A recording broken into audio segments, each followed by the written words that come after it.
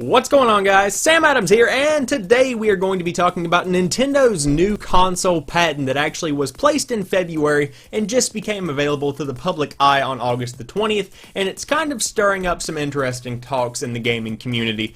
So basically, the way that this diagram is portraying the new Nintendo console, which I will throw over here so you guys can take a look at it, and it really doesn't mean anything, I'll just kind of tell you what it does.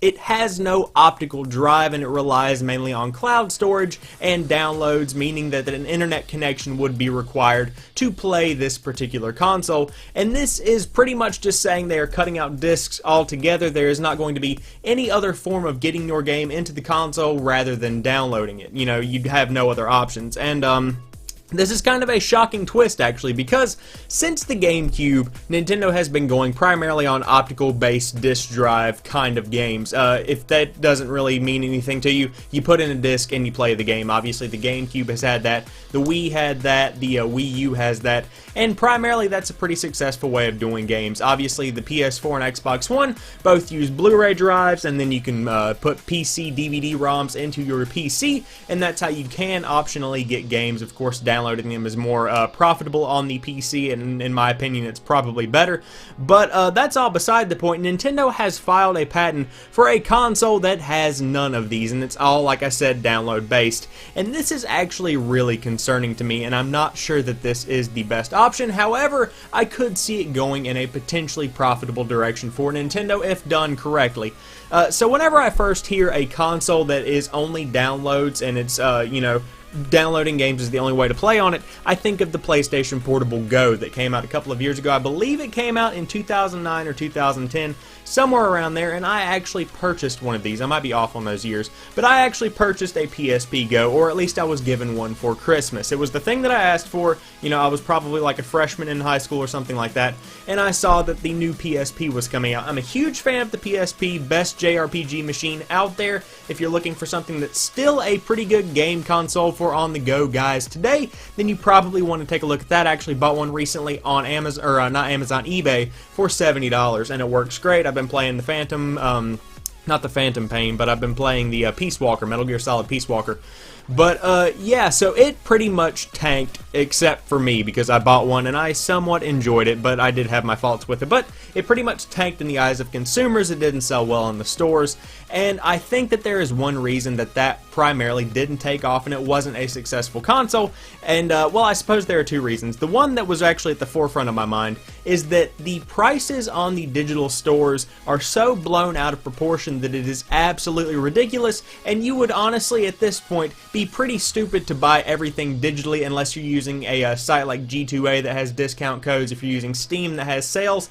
Primarily if you're using the Xbox store or the PlayStation store, then you are probably going to get ripped off when it comes to digital games. For instance, I almost guarantee you that I could go on my PlayStation 4 and buy a digital version of Destiny for $59.99, while my local game store is actually having a sale this weekend where you can pick up a copy for $14.99. And that's just a huge major price difference that, quite frankly, even if you have a pretty cheap version of the console, you're still going to end out losing money in the end.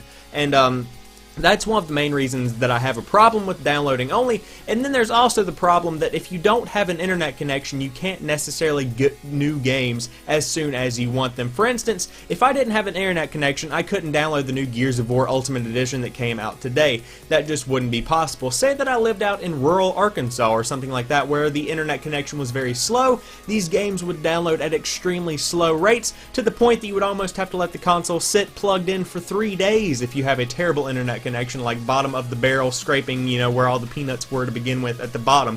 It just wouldn't work out that well.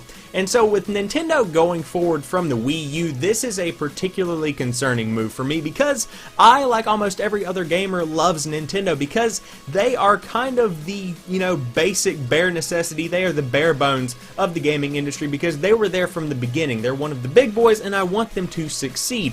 However, the Wii U has only sold about 10 million units since it launched a couple of years ago, and quite frankly, that is very bad. It's the worst selling Nintendo console in history, and they really need to to hit a console out of the park for their next generation of consoles that really sells a lot of systems, and it really gets gamers excited for what Nintendo can bring to the table, because not only did they have games like Zelda and Mario and of course Super Smash Bros, and then they have Pokemon, they have all of these games, but there is huge potential for third-party stuff.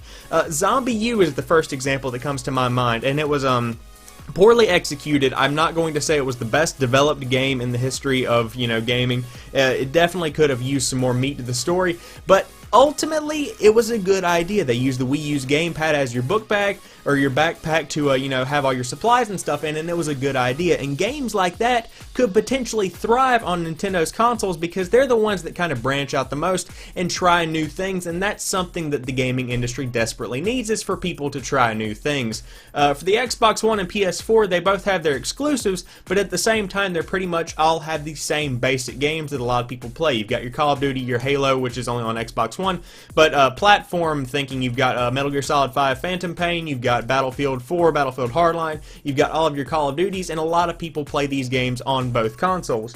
So with Nintendo going forward, it concerns me that they're going download only, because I don't want to see them tank. Obviously they have the most popular handheld consoles, but in the home, they're not that popular, and that's something that I think they really need to focus on going forward. They're going to have to get into the home and really make their next console the one that you want to go to at the end of a long day at college, at the end of a long day at work, or the console that your kid wants to play whenever he gets home from school. They really need to win that, or at least kind of boost up a couple steps on the ladder and get even with the Xbox One and PS4 if they want to survive over the next, I would say, decade.